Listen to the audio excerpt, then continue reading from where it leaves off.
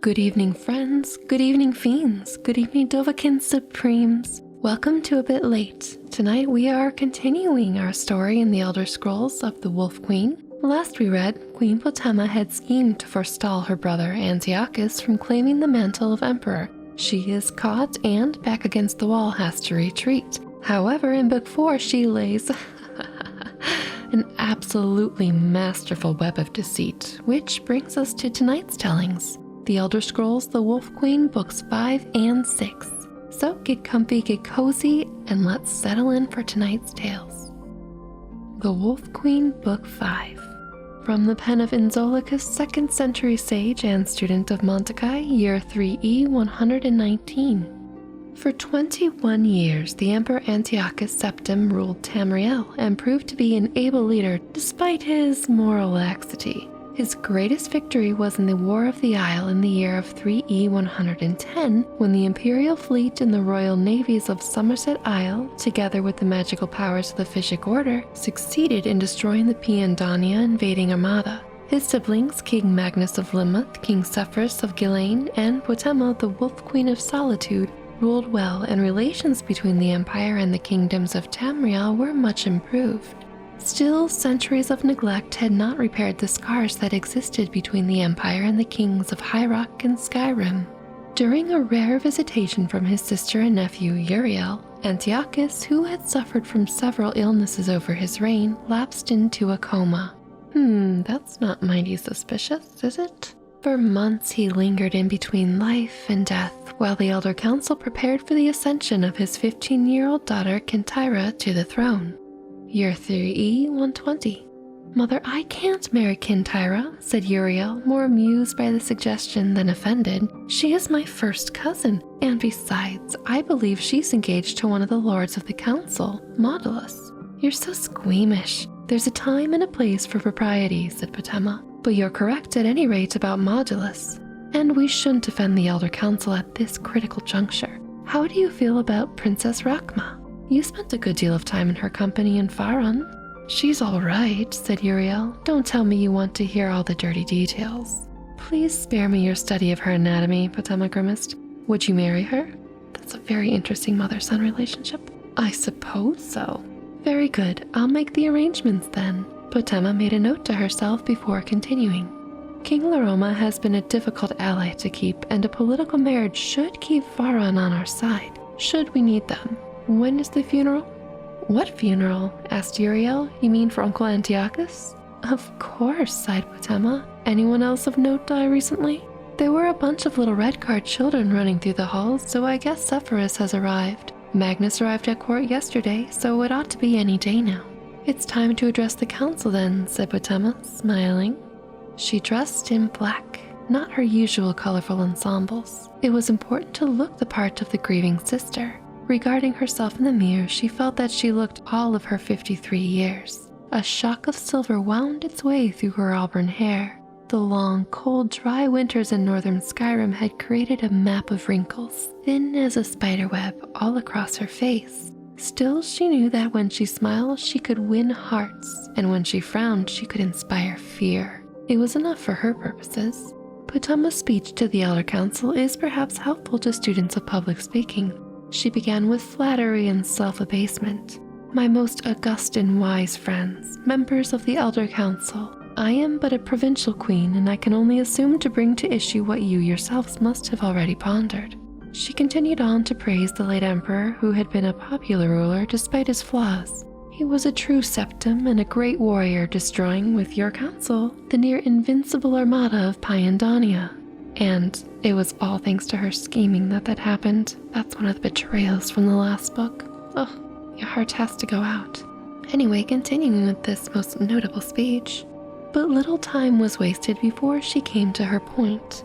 The Empress Gisela, unfortunately, did nothing to temper my brother's lustful spirits. In point of fact, no whore in the slums of the city spread out on more beds than she. Had she attended to her duties in the imperial bedchamber more faithfully, he would have had a true heir to the empire, not the half-wit milksop bastards who call themselves the emperor's children. The girl called Kintyra is popularly believed to be the daughter of Drusilla and the captain of the guard. It may be that she is the daughter of Drusilla and the boy who cleans the cistern. We can never know for certain. Not as certainly as we know the lineage of my son, Uriel, the eldest true son of the Septim dynasty. My lords, the princes of the empire will not stand for a bastard on the throne, that I can assure you. She ended mildly, but with a call to action. Prosperity will judge you. You know what must be done. That evening, Potema entertained her brothers and their wives in the map room, her favorite of the imperial dining chambers. The walls were splashed with bright, if fading, representations of the empire and all the known lands beyond. Atmora, Yakuta, Akavir, Piandania, Thuras. Overhead, the great glass dome ceiling, wet with rain, displayed distorted images of the stars overhead. Lightning flashed every other minute, casting strange phantom shadows on the walls. "When will you speak to the council?" asked Potema as dinner was served. "I don't know if I will," said Magnus. "I don't believe I have anything to say." "I'll speak to them when they announce the coronation of Kintyra," said Zephyrus, merely as a formality to show my support and the support of Hammerfell. "Can you speak for all of Hammerfell?" asked Potema with a teasing smile. "The Red Guards must love you very much." "We have a unique relationship with the Empire in Hammerfell," said Zephyrus's wife Bianchi. "Since the Treaty of Stros-Mackay, it's been understood that we are part of the Empire, but not a subject." "I understand you've already spoken to the council," said Magnus's wife Helena pointedly. She was a diplomat by nature, but as the Cyrodiilic ruler of an Argonian kingdom, she knew how to recognize and confront adversity. "Yes, I have," said Potema, pausing to savor a slice of braised jelfbird. "I gave them a short speech about the coronation this afternoon." "Our sister is an excellent public speaker," said Zephyrus. "You're too kind," said Potema, laughing. "I do many things better than speaking." "Oh boy." "Such as?" asked Bianchi, smiling. "Might I ask you what you said in your speech?" asked Magnus suspiciously. There was a knock on the chamber door. The head steward whispered something to Potema, who smiled in response and rose from the table. "I told the council that I would give my full support to the coronation, provided they proceed with wisdom." "What could be more sinister about that?" Potema said, and took her glass of wine with her to the door. "If you'll pardon me, my niece Kintyra wishes to have a word with me." Kintyra stood in the hall with the Imperial Guard. She was but a child, but on reflection, Potema realized that at her age she was already married 2 years to Montearco. There was a similarity, to be certain. Potema could see Kintyra as the young queen, with dark eyes and pallid skin smooth and resolute like marble. Anger flashed momentarily in Kintyra's eyes on seeing her aunt, but emotion left her, replaced with a calm, imperial presence.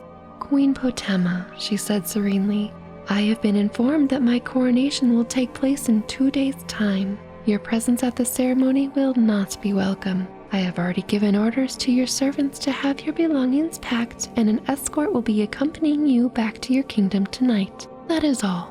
Goodbye, aunt." Potema began to reply, but Kintyra and her guard turned and moved back down the corridor to the stateroom. The Wolf Queen watched them go, and then re-entered the map room. "Sister-in-law," said Potema, addressing Bianchi with deep malevolence, "you asked what I do better than speaking? The answer is war." Friends and fiends, do take an increase to your speechcraft or speech, because Potema is an excellent orator. But again, as we end the first book, she's against the ropes. I wonder what will happen next. Guess what? We won't have to wait long to see, because here we go into book 6. This book is also from the pen of Inzolicus, 2nd century sage. 3E120. The 15-year-old Empress Kintyra Septim II, daughter of Antiochus, was coronated on the 3rd day of First Seed. Her uncles Magnus, king of Limuth, and Zephyrus, king of Galain, were in attendance, but her aunt Potema, the Wolf Queen of Solitude, had been banished from the court. Once back in her kingdom, Queen Potema began assembling the rebellion, which was to be known as the War of the Red Diamond. All the allies she had made over the years of disgruntled kings and nobles joined forces with her against the new empress. It's a lot of years of a lot of grudges and a lot of troops. The first early strikes against the empire were entirely successful. Throughout Skyrim and northern High Rock, the Imperial army found themselves under attack. Potema and her forces washed over Tamriel like a plague, inciting riots and insurrections everywhere they touched. In the autumn of the year, the loyal Duke of Glenpoint on the coast of High Rock sent an urgent request for reinforcements from the Imperial army, and Kintyra, to inspire the resistance to the Wolf Queen, led the army herself. Year 3E 121.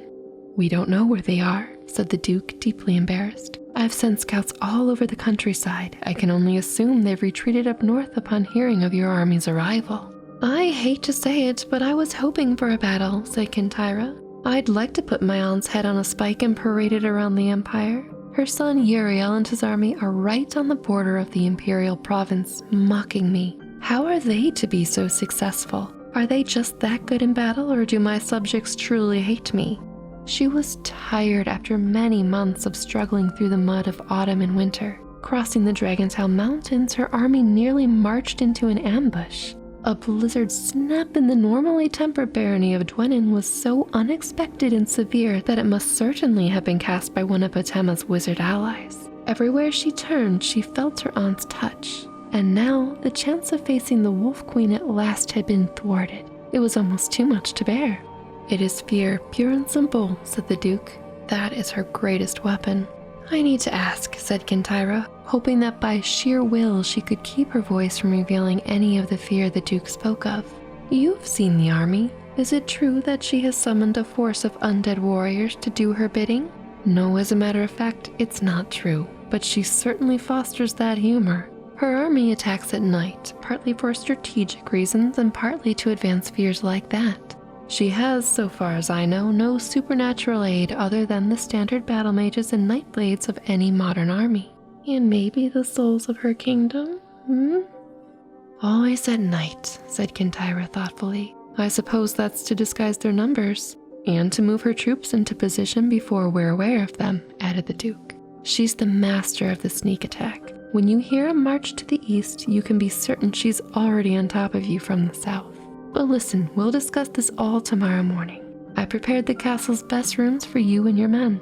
Kintyra sat in her tower suite, and by the light of the moon and a single tallow candle, she penned a letter to her husband-to-be, Lord Modulus, back in the Imperial City. She hoped to be married to him in the summer at the Blue Palace her grandmother Quintilla had loved so much, and also home to her aunt that she hates. But the war may not permit it. As she wrote, she gazed out the window of the courtyard below and the haunted, leafless trees of winter. Two of her guards stood on the battlements several feet away from one another, just like Modulus and Kintyra, she thought, and proceeded to expound on the metaphor in her letter. I don't know if that's a good letter or a boring letter or... well, it's a letter from the front lines regardless. A knock on the door interrupted her poetry. Oh, she was writing poetry. Fascinating. "A letter, Your Majesty, from Lord Modulus," said the young courier, handing the note to her. "A message for your eyes only." It was short, and she read it quickly before the courier had a chance to retire. "I'm confused by something. When did he write this?" "1 week ago," said the courier. "He said it was urgent that I make it here as quickly as possible while he mobilized the army. I imagine they've left the city already." I sense a scheme here." Kintyra dismissed the courier. Modulus said that he had received a letter from her urgently calling for reinforcements to the Battle of Glenpoint. But there was no battle at Glenpoint, and she had only just arrived today. Then who wrote the letter in her handwriting, and why would they want Modulus to bring a second army out of the Imperial City into High Rock? Why indeed? Feeling a chill from the night air at the window, Kintyra went to shut the latch. The two guards on the battlements were gone. She leaned over at the sound of a muffled struggle behind one of the barren trees and did not hear the door open. When she turned, she saw Queen Potema and Menton, Duke of Glenpoint, in the room with a host of guards. "You move quietly, Aunt," she said after a moment's pause. She turned to the Duke. "What turned you against your loyalty to the Empire?" "Fear and gold," said the Duke simply. "What happened to my army?" asked Kintyra, trying to look at Potema steadily in the face. "Is the battle over so soon?" "All your men are dead," smiled Potema, "but there was no battle here. Merely quiet and efficient assassination. There will be battles ahead against Modulus in the Dragontail Mountains and against the remnants of the Imperial army in the city. I'll send you regular updates on the progress of the war. So I am to be kept here as your hostage, asked Kintyra flatly, suddenly aware of the solidity of the stones and the great height of her tower. Damn you, look at me, I am your empress. Think of it this way. I'm taking you from being a fifth-rate ruler to a first-rate martyr, said Potema with a wink. But I understand if you don't want to thank me for that.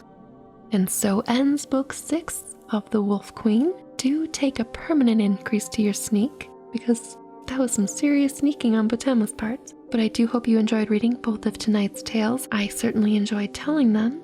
And my friends and fiends, newly armed with extra speechcraft and sneak. We have 2 more books, which is 1 more video, so I hope you'll stay tuned for those. And now, off to sleep and dream what you will, or stay a while and enjoy another tale.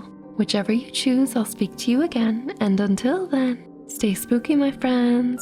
Good night!